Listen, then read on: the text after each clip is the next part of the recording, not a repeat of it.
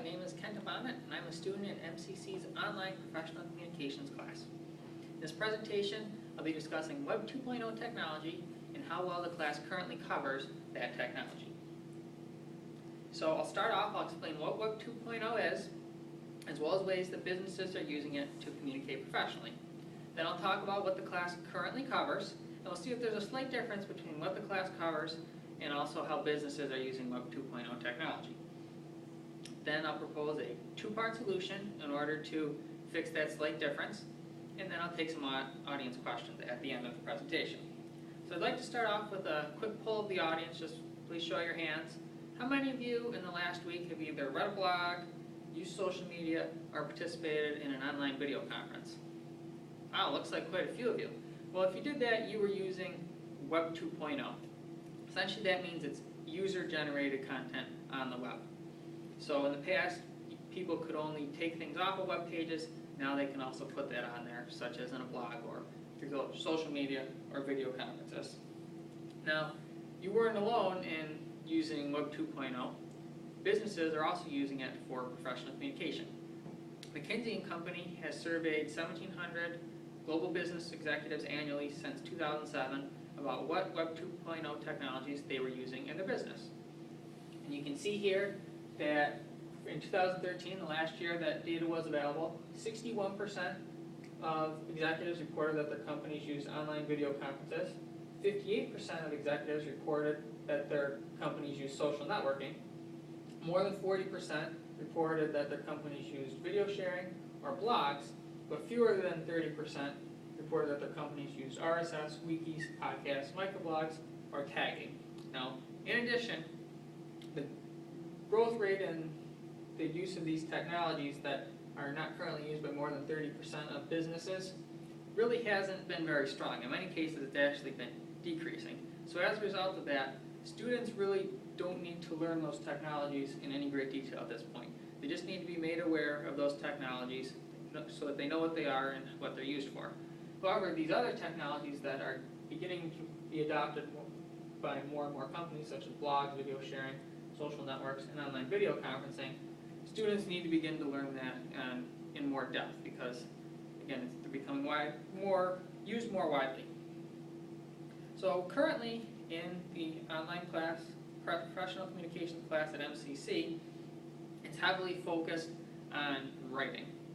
And that's a good thing because writing is still very important in the workplace. It's still used heavily for communication. For example, emails are used much more often than any type of Web 2.0 technology is. So students still need to be very talented and very good at writing. You can see these are a number of assignments that we did this year in the class, and it's important that that part of the class doesn't change because it already does a good job and you don't want to change this core part of the class. Now, in addition to that, students also did become aware of many Web 2.0 technologies in the class. For example, they have to read about Web 2.0 technologies in an assigned chapter of the textbook. They have to evaluate a blog or website and write a memo about it.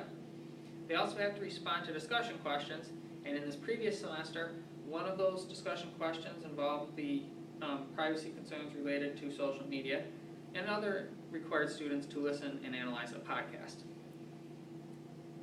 Now, in addition to those required assignments, students also can pose leadership questions that involve Web 2.0, and they also can record a video for their final presentation. So they do have the ability, if they choose, to become more involved with Web 2.0 technology.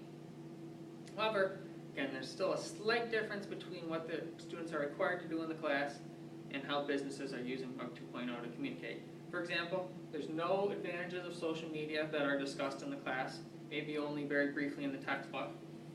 And there's also no video requirements, despite the fact that more and more companies are using video to communicate. So again, I propose a two-part solution to fix that. The first part is that students would have to integrate video with their leadership assignments. So, for example, right now students either have to post a leadership question that other students respond to, or they post a leadership summary.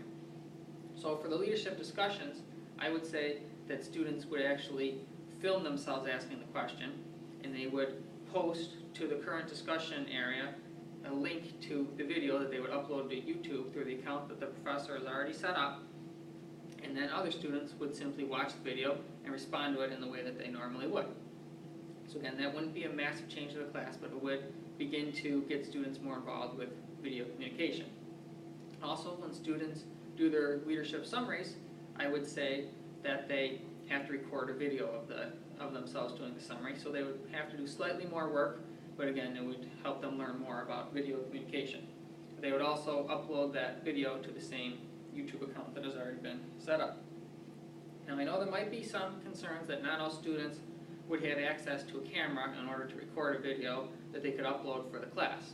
But I think that most students probably do have access to cameras. You can see over 58% of Americans own smartphones and over 64% own laptops. Now, both of these pieces of technology come equipped with cameras essentially standard now. So anyone who owns one of those has access to a camera and could complete the assignment. In the event that students don't have access to a camera, I would say that they would simply email a professor and say, well, I don't have access, can I simply write a leadership summary? And the professor should say yes, and in that case those students would simply complete the assignment the way that students currently complete the assignment. Now, the second part of my solution is that students would either have to evaluate a LinkedIn profile that the professor would set up, or they would have to create their own. This would help students to become more talented with social media use. And we can see if they use LinkedIn, there's a number of benefits. There's over 300 million users, and it would help them to develop professional connections and help them with their job seeking. But most importantly is this down here. Over 94% of recruiters currently using LinkedIn to evaluate potential job candidates. So students in the class right now, they write a cover letter, they write a resume, and that's great, but in today's age, potential employees are also being evaluated by what they have on LinkedIn. So students need to be aware that they're going to be judged by what is on there, and it would help them a lot with their, for example, personal branding on LinkedIn if they could have a good profile, and it will help them to get a job. Now, I know there might be some concerns among some students that joining social media harms privacy, and that's true in a lot of cases. However, more and more people are going to be pushed onto this website, again, as recruiters evaluate candidates through it, and also I know LinkedIn's goal is to ultimately sign up all workers around the globe. So it's best if students sign up now, because then they can be taught in the class how to protect their information, and also how to customize their settings so that they don't essentially send all sorts of information out to people every time they update their profile. So in conclusion, two forms of technology, Web 2.0 technology, have become adopted by many companies. That's social media and video conferencing. In addition, blogs and video sharing are often used by companies as well. The class currently does a good job of covering writing skills in sub-Web 2.0 technology. If we make two changes and have students learn LinkedIn and post a video, then the class will be brought fully up to date. So are there any questions? Do you have data that specifically relates to Web 2.0 use by smaller companies and small businesses? Yes, I do.